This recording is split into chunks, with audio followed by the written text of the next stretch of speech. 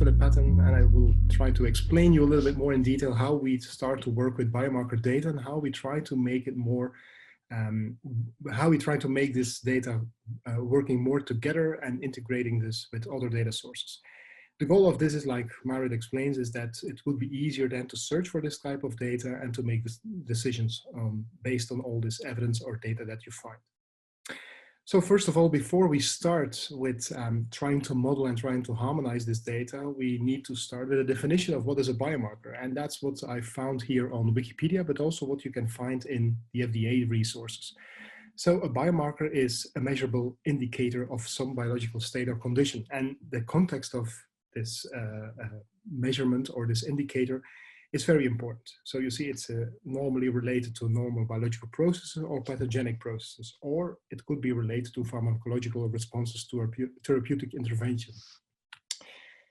If we think about this, how we would like to search for this information, it becomes really a challenge because the data is very disparate, it's all over the place, and it's also not that straightforward to identify or label a biomarker. There is no formal definition or classification of how a biomarker should be named or identified. So that could also be a problem if you start to talk about the biomarker, because that is very important if you would like to be clear about what you mean. Also, context is very important. So we need to know what is the minimal information that you need to understand the purpose or the meaning of using or defining a biomarker. So this is also very important to be sure that you capture enough information before you start to reason on top of that. So what I would like to explain very briefly here, and this is the results of a student project that we've done, a research project that we have done with the students together here, is we try to create a framework, a model of biomarker data. It's not a final solution here, it's a very good start, I could say. But it's a way to try to deal with the complexity of the context and the amount of information which is available. If you think about the evolution or the logical, let's say, process that a biomarker takes across the early discovery of a biomarker towards the real implications or the real important function it can have in clinical practice, it takes a long path, and there is a very strange evolution going on. And you have the typical funnel where you start with a lot of potential biomarkers and only a few tens of biomarkers are really used in clinical use.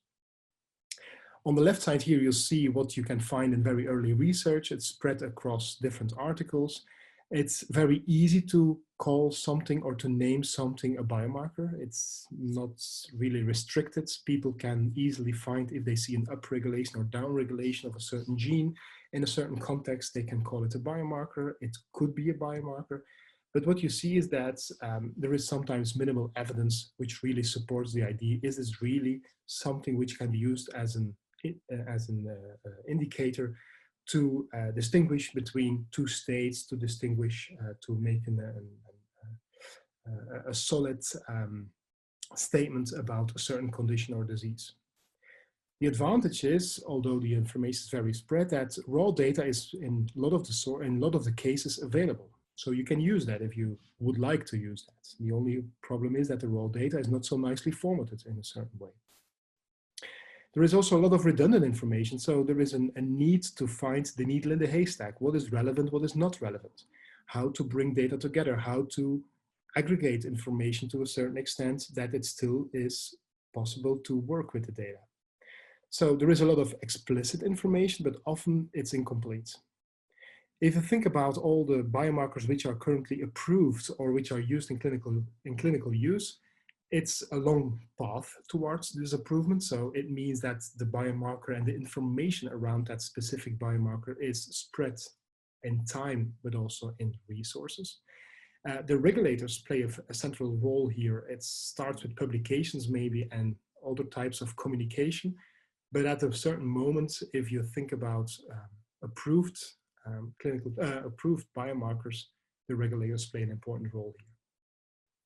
Strangely enough, if all this evidence which is collected here to define a biomarker which is approved, the raw data is often disconnected. So it's not easy to just double check, let's say, what is the evidence which brought this biomarker to that state.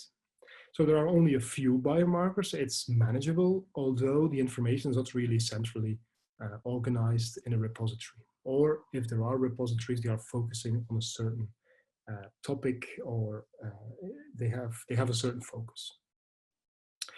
There is a lot of implicit information, so that's a kind of a problem, because then you need to find this additional information if you would like to make this machine readable, or if you would like to do extensive linking. And it's also often incomplete. So how do we try to deal with that? And that's the result here that I would like to demonstrate to you. Is we thought about creating a minimal data model. A minimal data model that captures the essential information that you need to be able to describe, to a certain extent, complete the biomarker.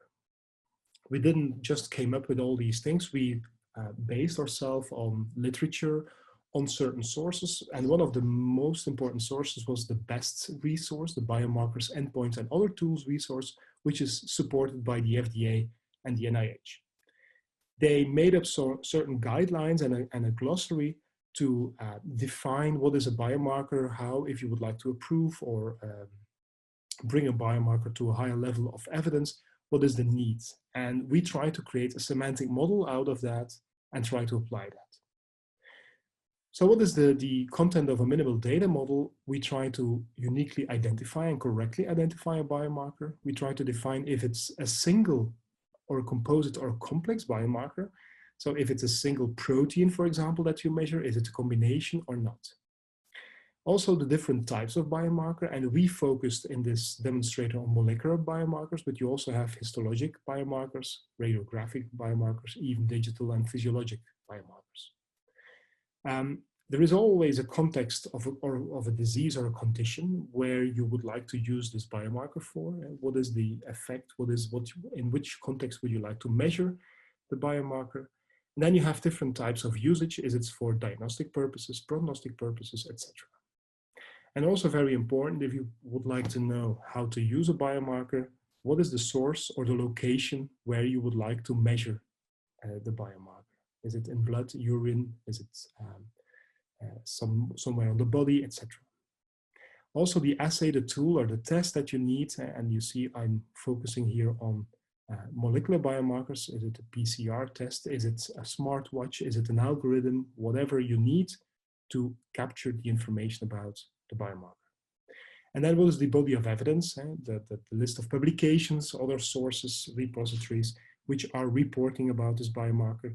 And then you can also categorize the evidence level. What are the typical criteria that you need to give a certain classification or a certain indication of evidence to your biomarker? So we work with this. We try to start with that model, and we applied it on 4 different sources. So what I would like to demonstrate here in the demo of DISQOVER is we try to apply these 3 databases plus some additional data sources, and we try to apply this in a context of oncology. With this OncoMX data source is a database which is collecting biomarker-related data in oncology, so several cancers are covered. We also focused on another entry point or point of view is biomarkers which are typically found in urine and urine protein biomarkers. This is this database. And then another database which was focusing on colorectal cancer. And then we did some extraction from literature of data which is related to major depressive disorders. So these are the sources that we capture. This is far from complete, but this is at least showing you the amount of data that we can offer. So how did we work with that? How do you get your data from a certain original source into DISQOVER? This is by using our data ingestion engine, and this is an overview look on a pipeline. So on the left side, you see this blue boxes, and on the right side, you see a green box, and in between you have components which are all chained together to harmonize the data and create this minimal model. I'm not going into detail on this, but here you see a more zoomed in look on it, where you see some components which are used and which are chained to each other to do certain transformation steps to get your data into the shape that you want. the shape which allows that this data can be merged together with all the data sources we already have in DISQOVER. I will briefly cover that. So I will leave the presentation here, jump to my implementation here, and give you a small demo, a brief demo of what we have done. So what you see here is DISQOVER. This is what the look and feel is of DISQOVER when you log in. This is not the default DISQOVER that you can find on the web, that you also can find on our website, so www.discover.com. This is an implementation which is linked to that default DISQOVER. And how is the link made? We used federation for that. So two DISQOVER versions can be connected to each other.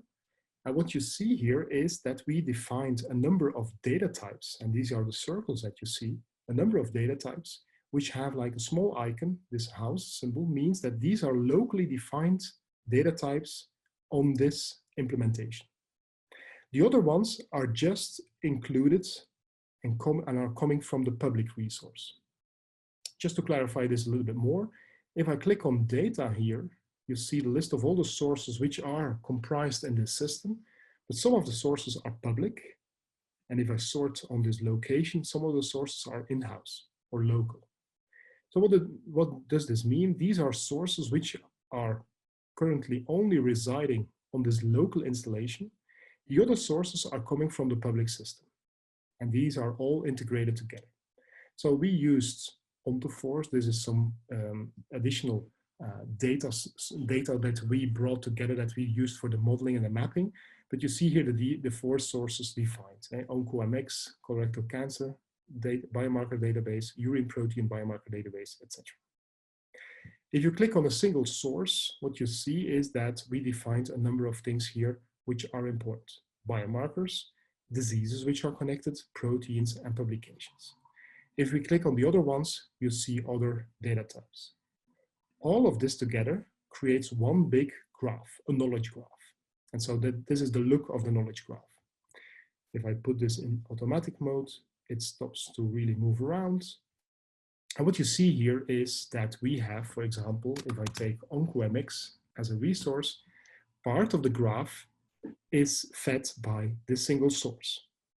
If I take a look to how the connection is made to PubMed, you see that PubMed takes here a position in the graph, and that the biomarker data which has connections to publications, because there is evidence, are selected all together. So this is how it works.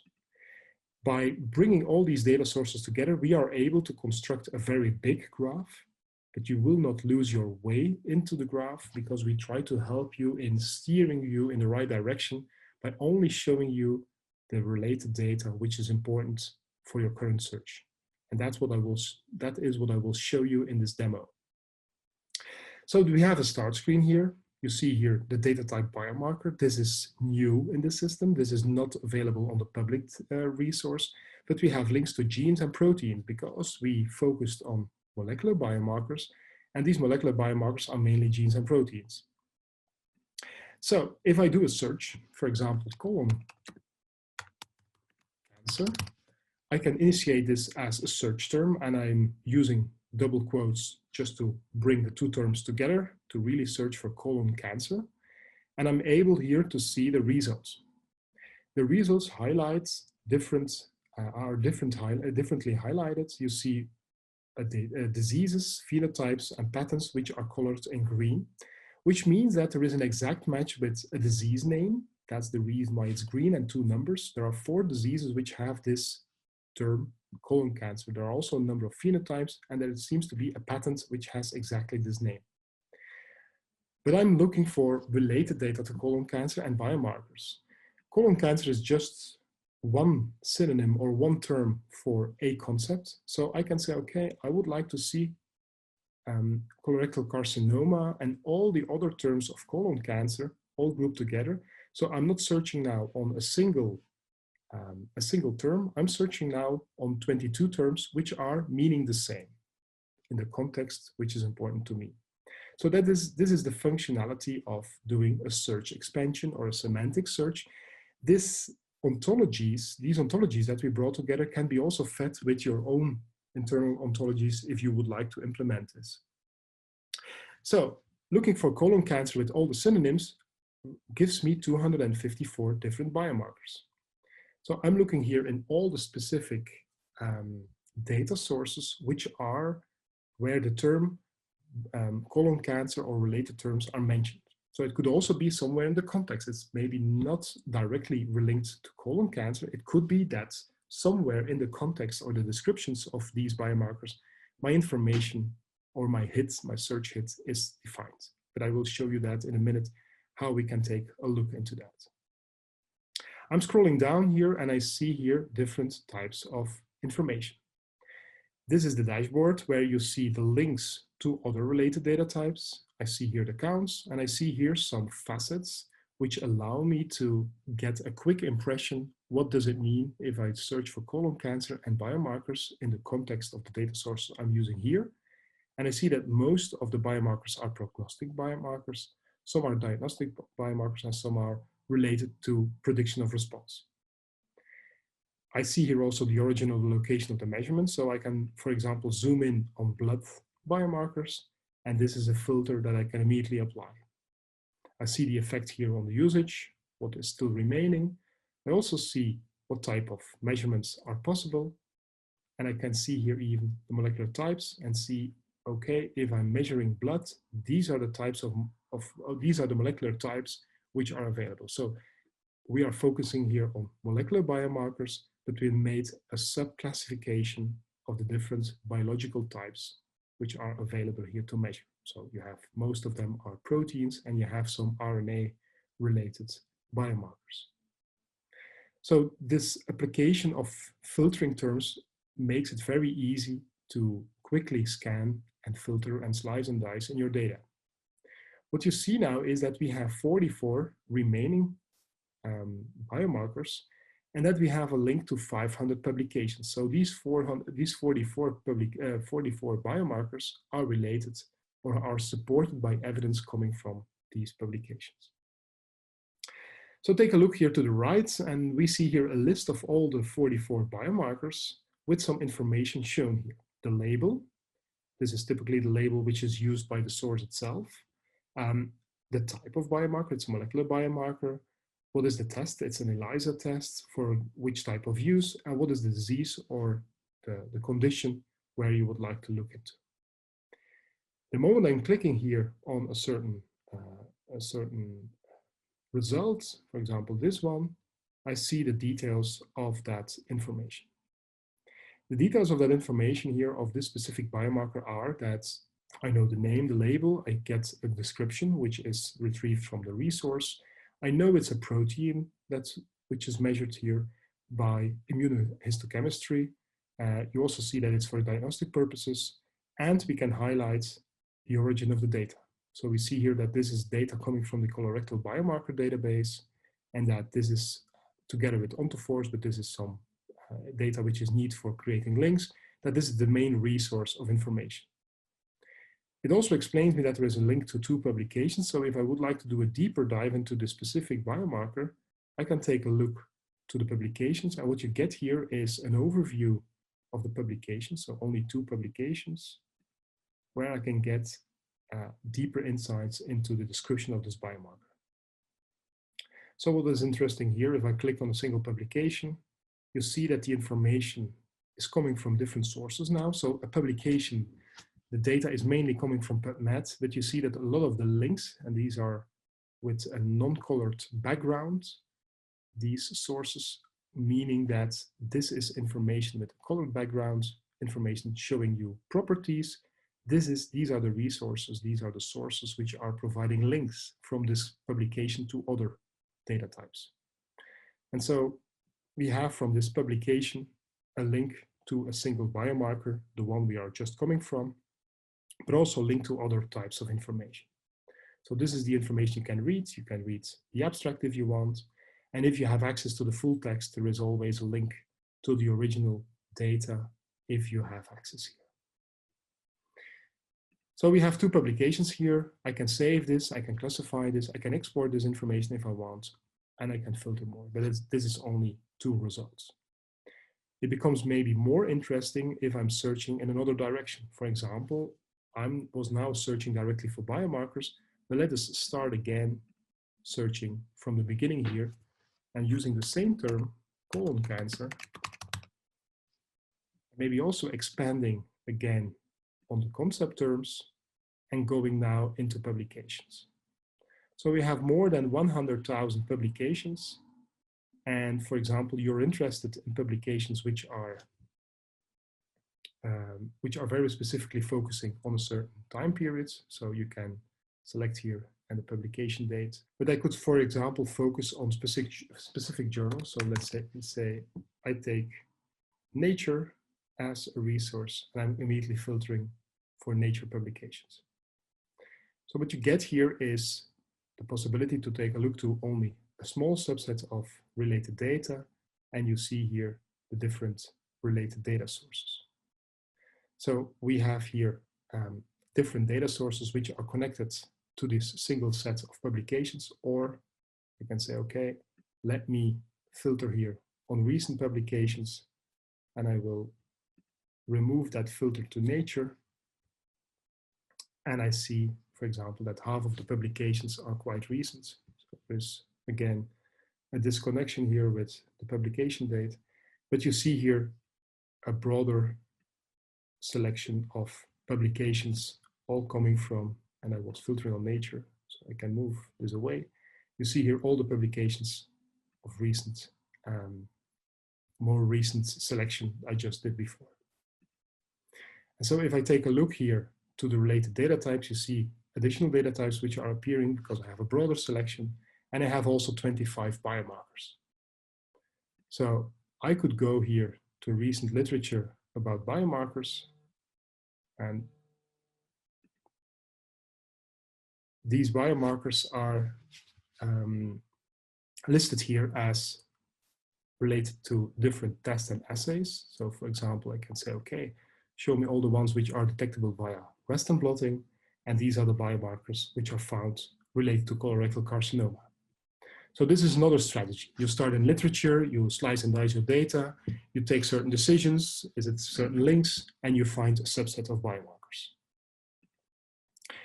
The other search could be, for example, I'm searching for a specific gene. So let me say I take P53, and you immediately see here that a gene is popping up, and I'm deliberately searching not for TP53, so the official gene symbol for Homo sapiens, but I take here the human P53 gene, so I'm filtering for Homo sapiens and in genes, and I get a resulting list. And if I take a look to that single gene, I get a description about related data. So TP53 is the gene here I'm interested in. This is a gene-centric look to my data.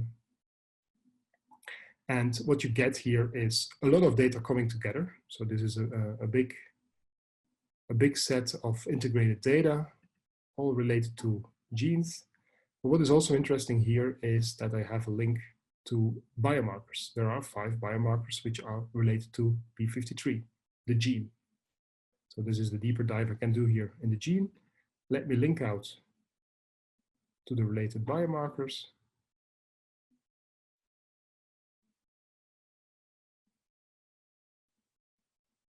And again, I find P53 biomarkers, but you see there is sometimes a combination. These are a combined biomarker, P53 and KRAS. This is P53 as a single biomarker in different resources. So what we have here is, for example, this is a biomarker which is related to prognosis. And you see here that there is a relationship, for example, to with the gene itself, KRAS and P53, so 2 genes, a single publication, and a disease. So I'm starting with a gene, finding biomarkers, and then see how I can find additional information. The last thing I would like to show you is if I take all the biomarkers, and if I take a specific subset of them, which are related to prediction of response, for example. These biomarkers have a specific link to an active substance in certain contexts, So active substances which are related to the treatment of this disease. So one of the things I can select here is if I take a certain, and this is not the case here, that there is a link to an active substance. If I take the relationship, for example, directly to the active substances, so if I take the ones which are related, and I can normally see here, and that's demonstrating here how I can add an additional facet. So, okay, I would like to see how the treatment could be shown as an additional filter. So I take prediction of response for a certain treatment, and I take, for example, this single compound and show me all the biomarkers which are related to that. This brings me to the active substances which are captured by these biomarkers. And so I can go into the details of a single active substance and also see that this active substance is related, that's then the reverse relationship, with a biomarker. So where is the link here? Here, this active substance is related to 8 biomarkers. So again, here I can dive deeper into these biomarkers. I can make a selection, for example, based on how they are chemically composed. And you see this is a classification that we can use here. And you see also if they are small molecules, the molecular structure. So this is in a nutshell what we can do. You see, we started from biomarkers, but we created links to active substances, which is a rich resource we already had in the public DISQOVER system.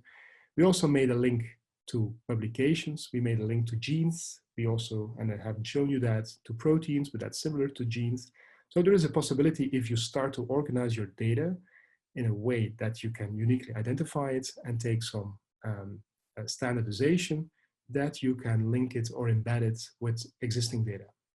So this will help you with exploring these data sources across different data sources, exploring the data across different data sources, but also helping you to make decisions based on the supportive information that you find in literature. So this is the end of the demo. I will go back to the presentation, and if there are any questions so far, please raise your hand or use the Q&A button to ask your questions. Marit, will you take over from me to moderate if there are different questions? Yeah. Thank you, Philip. There's one question coming in from Hans. Question is, you started from a list of known biomarkers from the 4 sources. Could DISQOVER also be used to discover potential biomarkers? Hans, please reply if I'm not correctly interpreting this, but I think you refer to the fact that we started from resources which are capturing already biomarkers, and is there a possibility to use DISQOVER to extract this kind of biomarker data, for example, from literature? So are we able to discover potential biomarkers by searching the literature? I think that's the question indeed. That's the question, yes. Okay, thanks, Hans. So yes, we have possibilities to do that. What you have seen here is that we started indeed, and that's, let's say, makes the work a little bit easier. We started from databases and tried to model the data. There is a possibility now, because we created this model, we know that we are looking for specific terms, we are looking for specific symbols or abbreviations of gene symbols or proteins, that we can use some text mining to dive into the abstracts. The only problem we have is that sometimes this detailed information has to be scanned from the full text. So the full text is not always readily available. So we are not able to, let's say, scan it completely. We don't do this fully automatic. We believe in a more supervised way. So there is a certain way to automate the extraction process and the identification process, but to be sure that we are pointing you towards the right information, there is, let's say, a final curation needed to be sure that if we trim down a certain data set, that the last pieces of information are correct. But indeed, there are possibilities to discover potential biomarkers from, let's say, unstructured text. Maybe to extend the question a little bit more, there are a lot of people also asking us, are we able to use, for example, data repositories to scan for biomarkers? That's maybe also indirectly pointing to your question, Hans, is are we able, for example, to use gene expression omnibus or ArrayExpress, these deposited data sets there? There is a possibility there to ingest that data, but as you know, if you're familiar with the data sources, these sources are not so well structured. So there is also some preparatory work there, and we collaborate also with other partners who are more specialized in harmonizing this data to integrate that also in DISQOVER. What I could announce here is that maybe in the near future, we will be able to also demonstrate that, how to use, let's say, gene expression omnibus and ArrayExpress are similar sources as a resource to identify biomarkers. Thank you, Philip. Another question that came in is this data for biomarker identification also available in the public version of discover.com? Yep, good question. So what not for the moment. So what you have seen here is a demonstration of using a framework.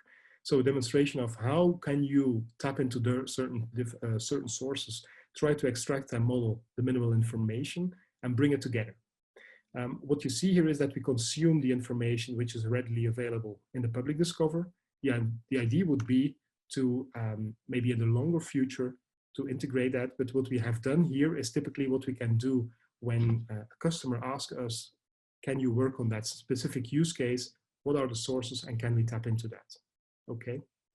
So the idea is yes, in the future it will be, but for the moment it's not. It's typically what we do in collaboration with a customer. Thank you, Philip. Any other open questions from the audience so far? No, I don't think for now. I think all the answers are answered. If you do, however, have a question, please feel free to ask us after the session today via phone or send us an email, and we will happily respond to your question as well. But for now, thank you for joining today's session. Philip, thank you for demonstrating the use case, and hope to see you next time. Thank you very much.